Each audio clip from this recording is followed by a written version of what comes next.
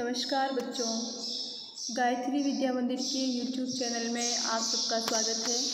आपकी कक्षा 11 की अनिवार्य हिंदी की क्लास में अब हम शुरू करने जा रहे हैं आपकी दूसरी पाठ्य पुस्तक वितान। इस किताब के बारे में बात करते हैं तो इसमें कुल 3 रचनाएं हैं। तीनों रचनाएं मिलकर एक नया संसार रचती है। इस नई रचावट को कथ्य और शिल्प दोनों स्तरों पर देखा जा सकता है, यानी कि विषय वस्तु और कला।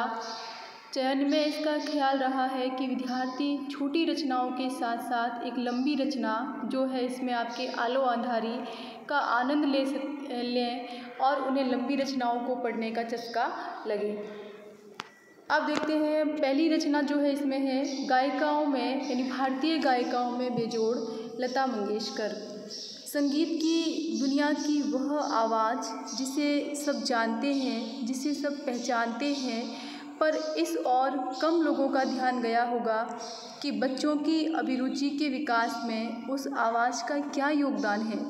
दिनों दिन सुरीले होते किशोर और युवा तथा उनके थिरकते पाँव का राज क्या है, यानी कला। लता यानी सुगम संगीत या फिल्मी संगीत का सुरीला इतिहास कह सकते हैं हम। एक ऐसा सुर जिसने एक शास्त्रीय गायक को कलम उठाने पर विवश कर दिया। कौन शास्त्रीय गायक? कुमार गंधर्व की बात हो रही है। मूल हिंदी में लिखी गई कुमार गंधर्व की यह रचना भाषा की सांगीतिक धरोहर है। यह शास्त्रीय संगीत और फिल्मी संगीत को एक धरातल पर ला रखने का साहस है। यह ऐसी परख है जो न शास्त्रीय है न सुगम, बस संगीत है। गानपन की पहचान है, जहाँ एक और संगीत जिंदगी को लय देता है, ताजगी देता है, हर मोड़ पर आने वाले उतार चढ़ाव से जूझने की ताकत देता है, मन को उन्मुक्त करता है। वहीं दूसरी ओर पर्यावरण इस उन्मुक्त मन को खुला आकाश देता है सांस भरने को। जिजीविषा यानी जीवन जीने की इच्छा, जीवटता को मकसद देता है संघर्ष करने को। और इस किताब की जो दूसरी रचना है उसके विषय में हम बात करते हैं बाद में। पहले हम पढ़ते हैं भारतीय गायिकाओं में बेजोड़ लता मंगेशकर।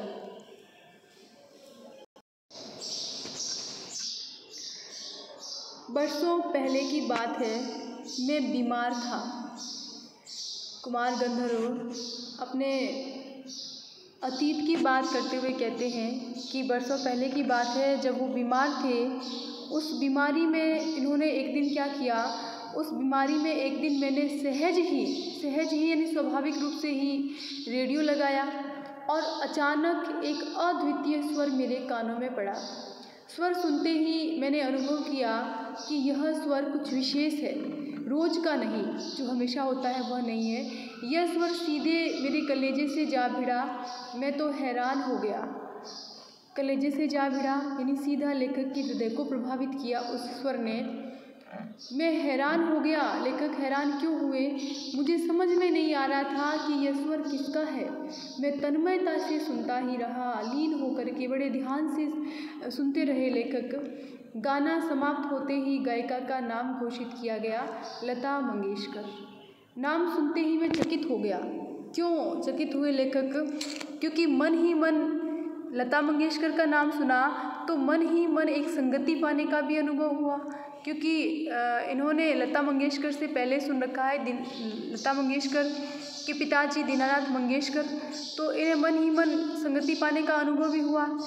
सुप्रसिद्ध गायक दीनानाथ मंगेशकर की अजब गायकी एक दूसरा स्वरूप लिए उन्हीं की बेटी की कोमल आवाज़ में सुनने का अनुभव हुआ। यानी कि इससे पहले वे दीनानाथ मंगेशकर की बहुत सुंदर गायकी को सुनते थे, तो दीनानाथ मंगेशकर की अजब गायकी, अद्भुत गायकी एक दूसरा रूप लेकर के उनकी बेटी की कोमल आवाज़ में सुनाई पड़ रही है लेखक को। मुझे लगता है बरसात के भी पहले के किसी चित्रपट का वह कोई गाना था। बरसात फिल्म से पहले की किसी फिल्म का वह कोई गाना था जो अभी रेडियो पर सुना है लेखक ने लता मंगेशकर की आवाज़ में। तब से लता निरंतर गाती चली आ रही है और मैं भी उसका गाना सुनता आ रहा हूँ। लता के पहले प्रसिद्ध गायिका नूरजहाँ का चित्रपट संगीत में अपना जमाना था। परंतु उसी क्षेत्र में बाद में आई हुई लता उससे कहीं आगे निकल गई। कला के क्षेत्र में ऐसे चमत्कार कभी कभी दिख पड़ते हैं, जैसे प्रसिद्ध सितारिये विलायत खां अपने सितार वादक पिता की तुलना में बहुत ही आगे चले गए। कैसे चमत्कार कभी कभी दिखाई पड़ते हैं, यानी कि पिता की ही तरह उसी क्षेत्र में उसकी संतान उससे अधिक सफलता हासिल करे, उससे अधिक प्रसिद्धि प्राप्त करे, ऐसे चमत्कार कभी कभी दिख पड़ते हैं। तो दीनानाथ मंगेशकर भी अद्भुत गायकी करते थे। उनकी बेटी लता मंगेशकर उन्हीं की तरह उनसे आगे निकल गई, यानी कि उन्हीं की तरह लता मंगेशकर की जो गायकी है वह भी बड़ी अद्भुत है, चमत्कारपूर्ण है। मेरा स्पष्ट मत है कि भारतीय गायिकाओं में लता के जोड़ की गायिका हुई ही नहीं। लता के कारण चित्रपट संगीत को विलक्षण लोकप्रियता प्राप्त हुई है। यही नहीं, लोगों का शास्त्रीय संगीत की ओर देखने का दृष्टिकोण भी एकदम बदला है। छोटी बात कहूँगा, पहले भी घर घर छोटे बच्चे गाया करते थे, पर उस गाने में और आजकल घरों में सुनाई देने वाले गानों, बच्चों के गाने में बड़ा अंतर हो गया है। आजकल के नन्हे मुन्ने भी स्वर में गुनगुनाते हैं। क्या लता इस जादू का कारण नहीं? कोकिला का स्वर, कोकिला यानी कोयल, कोकिला का स्वर निरंतर कानों में पड़ने लगे तो कोई भी सुनने वाला उसका अनुकरण करने का प्रयत्न करेगा। यदि कोयल का स्वर बार बार कानों में पड़े तो कोई भी उसे सुन करके उसका अनुकरण करेगा मतलब वो भी उसकी भांति बोलने का प्रयास करेगा। तो चित्रपट संगीत यानी फिल्म संगीत के कारण सुंदर स्वर मालिकाएं यानी कि स्वरों का क्रमबद्ध समूह, स्वर मालिका इसीलिए क्योंकि शब्दों का उसमें प्रयोग नहीं होता, केवल स्वर ही होते हैं, लोगों के कानों पर पड़ रही है। संगीत के विविध प्रकारों से उनका परिचय हो रहा है, उनका स्वर ज्ञान बढ़ रहा है, सुरीलापन क्या है इसकी समझ भी उन्हें होती जा रही है। तरह तरह की लय के भी प्रकार उन्हें सुनाई पड़ने लगे हैं और आकार युक्त लय के साथ उनकी जान पहचान होती जा रही है। साधारण प्रकार के लोगों को भी उसकी सूक्ष्मता समझ में आने लगी। साधारण प्रकार के नहीं, जो संगीत के विषय में अधिक जानकारी नहीं रखते हैं, वे लोग भी लता मंगेशकर के गानों को सुन करके संगीत की सूक्ष्मता समझने लगे हैं। इन सब का श्रेय किसे जाता है? लता जी को ही जाता है। इस प्रकार उसने नई पीढ़ी के संगीत को संस्कारित किया है और सामान्य मनुष्य में संगीत विषयक अभिरुचि पैदा करने में बड़ा हाथ बंटाया है। किसने? लता मंगेशकर जी ने। संगीत की लोकप्रियता, उसका प्रसार और अभिरुचि के विकास का श्रेय किसको देना पड़ेगा? लता को ही देना पड़ेगा। सामान्य श्रोता को अगर आज लता की ध्वनि मुद्रिका यानी स्वर लिपि और शास्त्रीय गायकी यानी जिसमें गायन को कुछ निर्धारित नियमों के अंदर ही गाया बजाया जाता है, जैसे ख्याल, ध्रुपद, धमार आदि शास्त्रीय गायकी के अंतर्गत आते हैं।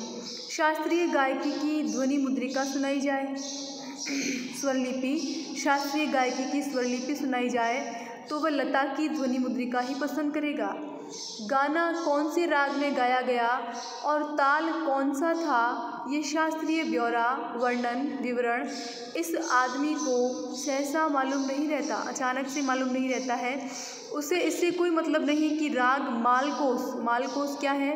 भैरवी थाट का राग है जिसमें रे और प वर्जित है, यानी कि रे और प का उच्चारण नहीं होता। इसमें सारे स्वर कोमल लगते हैं। यह गंभीर प्रकृति का लोकप्रिय राग है। कौन सा? राग मालकोस था। और ताल त्रिताल, ताल कौन सा था? त्रिताल। ये 16 मात्राओं का ताल है। इसमें 4-4 मात्राओं के 4 भाग होते हैं। उसे तो चाहिए वह मिठास जो उसे मस्त कर दे, जिसका वह अनुभव कर सके, और ये स्वाभाविक ही है क्योंकि जिस प्रकार मनुष्यता हो तो मनुष्य है, वैसे ही गानपन हो तो वह संगीत है। गानपन यानी कि गाने का ऐसा अंदाज जो एक आदमी को भी भाव विभोर कर दे। और लता का कोई भी गाना लीजिए तो उसमें 100% यह गानपन मौजूद मिलेगा। लता की लोकप्रियता का मुख्य मर्म यानी मुख्य रहस्य जो है वो ये गानपन ही है। लता के गाने की एक और विशेषता है उसके स्वरों की निर्मलता। उसके पहले की पार्श्व गायिका नूरजहाँ भी एक अच्छी गायिका थी। पार्श्व गायिका यानी कि पर्दे के पीछे गाने वाली, इसमें संदेह नहीं, तथापि उसके गाने में एक मादक उद्दान दिखता था, एक मधुर प्रभाव। लता के स्वरों में कोमलता और मुग्धता है। ऐसा दिखता है कि लता का जीवन की ओर देखने का जो दृष्टिकोण है वही उसके गायन की निर्मलता में झलक रहा है, यानी कि उसका संगीत की जीवन के प्रति जो दृष्टिकोण है लता मंगेशकर का वो मानो उसके संगीत में प्रकट हो रहा है। हाँ, संगीत दिग्दर्शकों ने उसके स्वर की इस निर्मलता का जितना उपयोग कर लेना चाहिए था उतना नहीं किया। मैं स्वयं संगीत दिग्दर्शक होता तो लता को बहुत जटिल काम देता, क्योंकि उसके लिए हर काम आसान है, हर संगीत को वो गा सकती है अद्भुत तरीके से। तो यदि मैं संगीत दिग्दर्शक होता तो उसे बहुत कठिन काम देता, ऐसा कहे बिना रहा नहीं जाता। लता के गाने की एक और विशेषता ये है उसका नादमय उच्चार, यानी कि उच्चारण जो है उसका बड़ा नाद से भरा हुआ है। उसके गीत के किन्हीं दो शब्दों का अंतर स्वरों के आलाप द्वारा बड़ी सुंदर रीति से भरा गया, यानी कि दो शब्दों के बीच का जो अंतर है वो स्वर का आलाप करके और उसको भर दिया गया है बहुत सुंदर तरीके से। और ऐसा प्रतीत होता है कि वे दोनों शब्द विलीन होते होते एक दूसरे में मिल जाते हैं।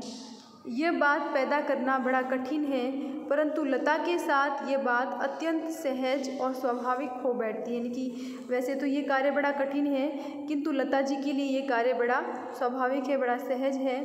ऐसा माना जाता है कि लता के गाने में करुण रस विशेष प्रभावशाली रीति से व्यक्त होता है, पर मुझे खुद ये बात नहीं पड़ती, यानी कि हजम नहीं होती लेखक को ये बात।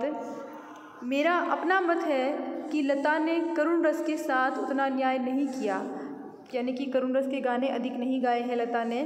बजाय इसके मुग्ध श्रृंगार की अभिव्यक्ति करने वाले मध्य या द्रुत लय, द्रुत यानी कि शीघ्र गति के लय के गाने लता ने बड़ी उत्कटता से गाए हैं, बहुत अधिक चाव से उसने गाए हैं, रुचि से गाए हैं। मेरी दृष्टि से उसके गायन में एक और कमी है। तो देखिए, लता मंगेशकर के गायन की विशेषताएं और कमियां दोनों पूछी जा सकती है और उसमें बताई गई है। हाँ, मेरी दृष्टि से उसके गायन में एक और कमी है, तथापि यह कहना कठिन होगा कि इसमें लता का दोष कितना है और संगीत दिग्दर्शकों का दोष कितना। लता का गाना सामान्यतः ऊंची पट्टी में रहता है। ऊंची पट्टी बोले तो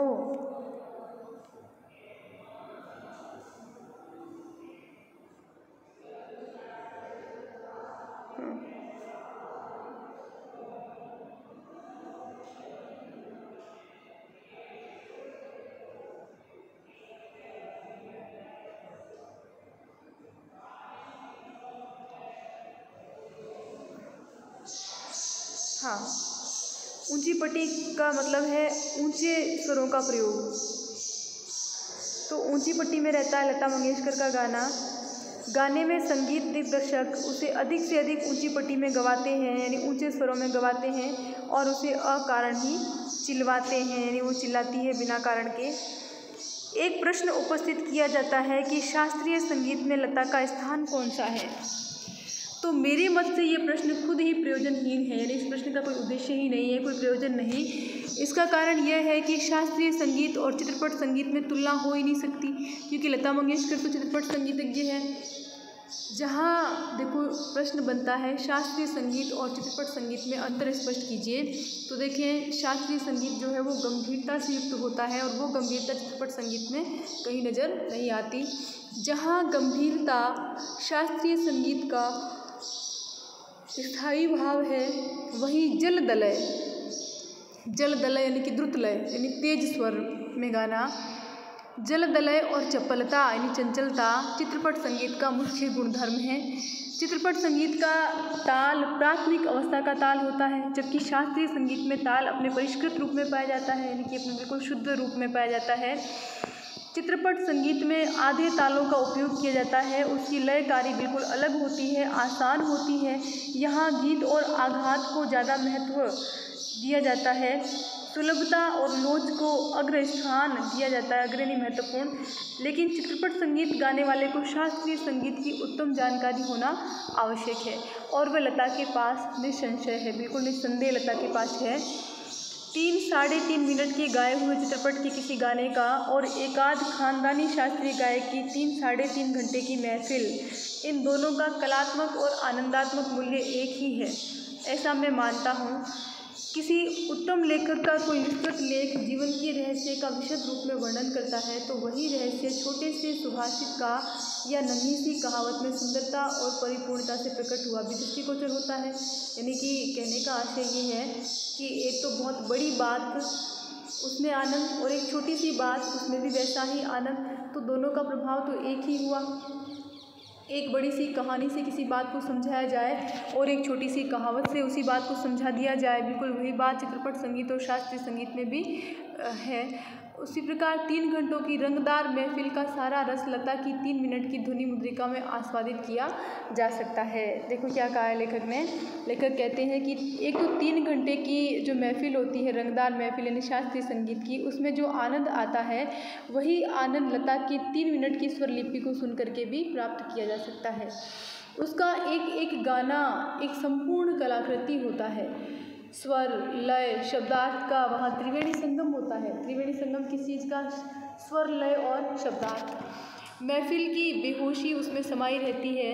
वैसे देखा जाए तो शास्त्रीय संगीत क्या और चित्रपट संगीत क्या, अंत में रसिक को आनंद देने की सामर्थ्य किस गाने में कितना है, इस पर उसका महत्व ठहरना उचित है। मैं तो कहूँगा कि शास्त्रीय संगीत भी रंजक ना हो, रंजक यानी कि आनंद देने वाला, मनोरंजन करने वाला ना हो तो बिल्कुल ही नीरस ठहरेगा, नीरस ही लगेगा। बोले वो शास्त्रीय संगीत है, अनाकर्षक प्रतीत होगा, आकर्षित नहीं लगेगा और उसमें कुछ कमी सी प्रतीत होगी। गाने में जो गानपन प्राप्त होता है वह केवल शास्त्रीय बैठक के पक्केपन की वजह से, ताल सुर के निर्दोष ज्ञान के कारण नहीं, गाने की सारी मिठास, सारी ताकत उसकी रंजकता पर, यानी कि कितना आकर्षक है, कितना मनोरंजन कर सकता है, उस पर मुख्यतः अवलंबित यानी आश्रित रहती है। और रंजकता का मर्म रसिक वर्ग के समक्ष कैसे प्रस्तुत किया जाए, किस रीति से उसकी बैठक बिठाई जाए, श्रोताओं से कैसे सुसंवाद साधा जाए, इसमें समाविष्ट है, यानी कि इसमें समावेश किया गया है इस बात का। किसी मनुष्य का अस्थि पंजर, हड्डियों का ढांचा और एक प्रतिभाशाली कलाकार द्वारा उसी मनुष्य का तेल चित्र बोले तो जिस चित्र में तेलीय रंगों का प्रयोग किया जाता है, तेल चित्र, इन दोनों में जो अंतर होगा वही गायन के शास्त्रीय गान और उसकी स्वरों द्वारा की गई सुसंगत अभिव्यक्ति में होगा। यानी एक छोटा सा फर्क रहता है। संगीत के क्षेत्र में लता का स्थान अव्वल दर्जे के खानदानी गायक के समान ही मानना पड़ेगा। क्या लता 3 घंटे की महफिल जमा सकती है? ऐसा संशय व्यक्त करने वालों से मुझे भी एक प्रश्न पूछना है। देखो एक बहुत सुंदर प्रश्न लेखक का। क्या कोई पहली श्रेणी का गायक 3 मिनट की अवधि में चित्रपट का कोई गाना उसकी इतनी कुशलता और रसोत्कटता से गा सकेगा? जो ये पूछते हैं कि लता 3 घंटे की महफिल जमा सकती है, तो उन्हीं से प्रश्न है लेखक का कि क्या कोई पहली श्रेणी का गायक यानी कि जो मुख्य गायक है वो 3 मिनट के समय में चित्रपट का कोई भी गाना लता की तरह कुशलता और रस को उत्पन्न करके गा सकेगा? नहीं। यही उस प्रश्न का उत्तर उन्हें देना पड़ेगा। खानदानी गवैयों का ऐसा भी दावा है कि चित्रपट संगीत के कारण लोगों की अभिरुचि बिगड़ गई है। चित्रपट संगीत के कारण लोगों की रुचियाँ खराब हो गई हैं, चित्रपट संगीत ने लोगों के कान बिगाड़ दिए, ऐसा आरोप लगाया जाता है। पर मैं समझता हूँ कि चित्रपट संगीत ने लोगों के कान खराब नहीं किए हैं, उल्टे सुधार दिए हैं। ये विचार पहले ही व्यक्त किए हैं और उनकी पुनरुक्ति मैं नहीं करूँगा। सच बात तो यह है कि हमारे शास्त्रीय गायक बड़ी आत्मसंतुष्ट वृत्ति के हैं। संगीत के क्षेत्र में उन्होंने अपनी हुकुमशाही स्थापित कर रखी है। शास्त्र शुद्धता के कर्मकांड को उन्होंने आवश्यकता से अधिक महत्व दे रखा है, मगर चित्रपट संगीत द्वारा लोगों की अभिजात्य संगीत से जान पहचान भी होने लगी है। उनकी चिकित्सक और चौकस वृत्ति अब बढ़ती जा रही है। केवल शास्त्र शुद्ध और नीरस गाना उन्हें नहीं चाहिए और उन्हें